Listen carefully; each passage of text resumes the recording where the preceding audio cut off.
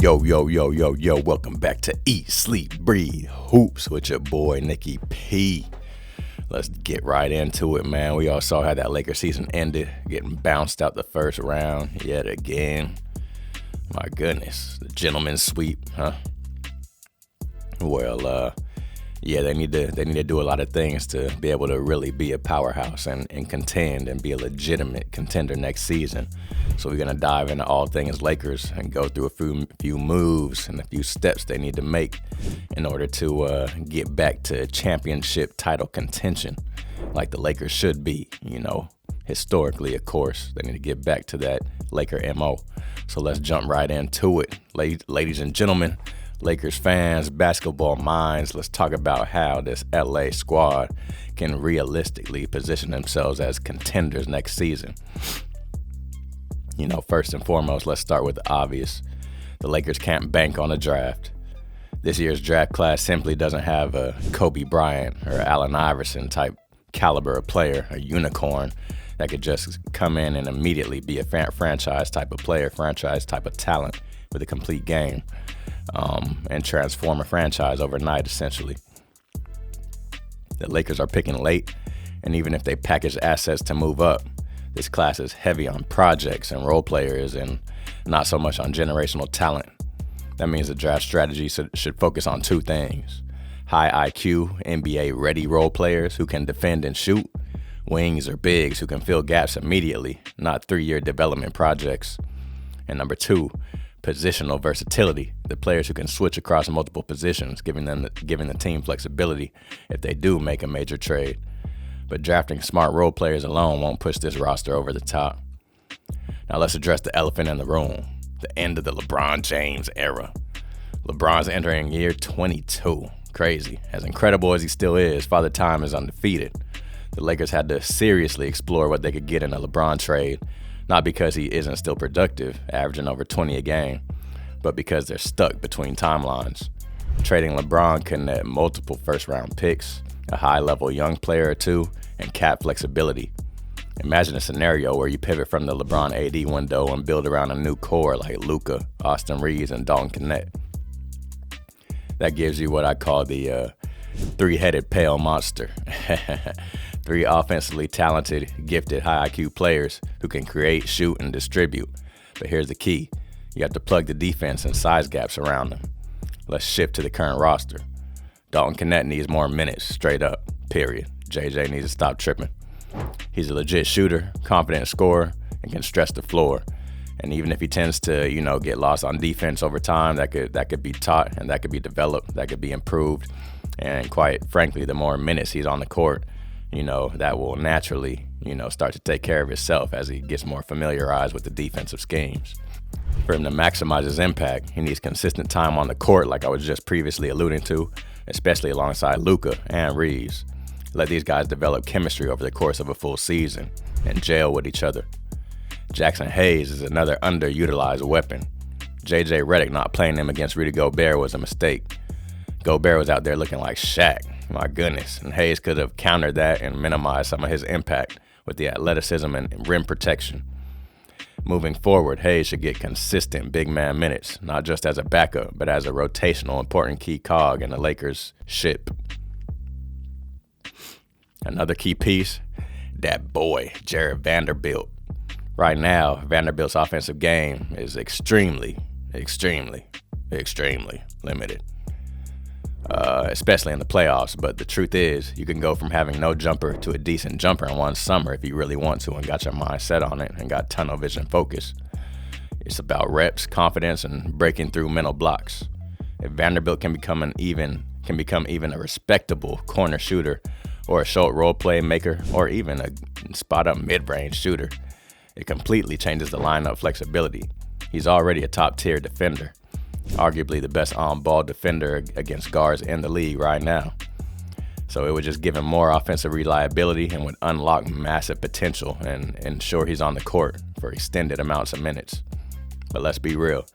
Even if the Lakers nail the draft, maximize Knecht and Hayes' minutes, develop Vanderbilt's offense, and hold Luka accountable for conditioning, it still might not be enough.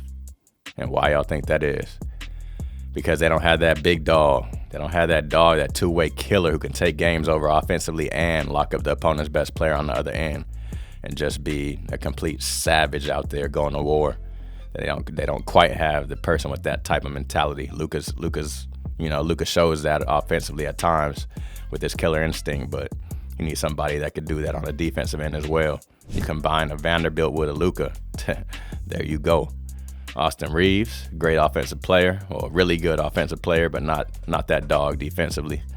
Dalton Knecht, pretty much the same. LeBron, he stopped playing defense a little while ago, man. He's out there playing zone like a safety out there. But he's definitely not guarding the team's best player anymore. This brings us to the boldest option. Maybe swinging for Giannis Antetokounmpo. Giannis has been frustrated over there in Milwaukee. If the Lakers were to package Reeves, some role players, and multiple picks to get Giannis, or even LeBron, role players and multiple picks to get Giannis, you suddenly have Giannis, a top 5, unstoppable transition, elite defending type of player. Luka, offensive genius, one of the best playmakers in the game. And Dalton Knecht, if you let Reeves go, who's a pure shooter out there that could also go put the ball on the floor and get his own shot off. That's a powerful focal trio. But there are trade-offs. You're sacrificing outside shooting with Giannis, who's not a perimeter threat. That's going to condense the defense. That's going to make it harder for Luka to get in the lane, especially since he's not the most quickest or explosive type of cat. That's going to make it harder for Knecht to get in the lane. That's just going to plug things up a little bit, but that will open transition since Giannis is always getting out on the break. You slow the team down if you're not in transition, where Giannis and Luka are not exactly a track team. You lose depth, especially if you give up Reeves, who's one of your best glue guys. So still, pairing Giannis and Luka, if acquired, and Knecht, gives you star power, defense, and offensive variety, enough to challenge Denver, Minnesota, and whoever comes out of the East. Finally, accountability matters. If you land a star like Luka, which the Lakers have gotten blessed enough to do, you have to hold him accountable for his conditioning. You could already see the change in his body from when he was his first couple of years over there in Dallas, when he's a little skinnier, a little more in shape. You could tell he put on weight over the years. And now, fast forward to now with the Lakers, his game slowed down. He's not getting up and dunking anymore like he used to early on. And you could just tell he's a tick slower. So you got to be accountable and, approach it with a Kobe-like mentality and get in the extreme best shape that you could possibly get your body in coming into next year. We've seen it time and time again. He comes into seasons out of shape, only to play himself into form by February or March. The Lakers can't afford that. If they're building around him, they need him ready to dominate from day one. So to wrap it all up, the Lakers' path to contending next year includes smart drafting of NBA-ready role players, exploring the end of LeBron era through a high-value trade, elevating Knecht's role, giving Hayes real minutes, developing Vanderbilt's offense over the summer, holding Luka accountable for conditioning, swinging big for possibly Giannis or other top-tier players if the opportunity arises, knowing it comes with trade-offs. But even if they check every single box, they still need that dog, the elite two-way killer who can close games on both ends. Someone like an Anthony Edwards, but we saw what happened with him in Game 1 of this current series. He goes from knocking the Lakers out, fast forward to the next series, and he only has 1 point in the whole first half, and they get smacked. So you need somebody that's a bit more consistent than that.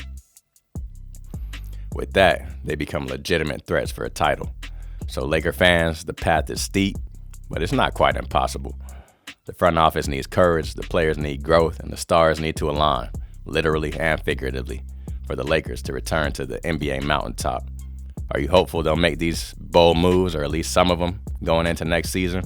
Hop in the comments and let me know what you think. You think some different type of moves need to be made for them to jump back into contention next year?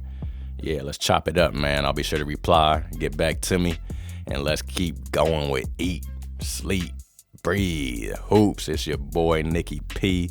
Thanks again for tapping in with me, and I'm going to keep churning them out.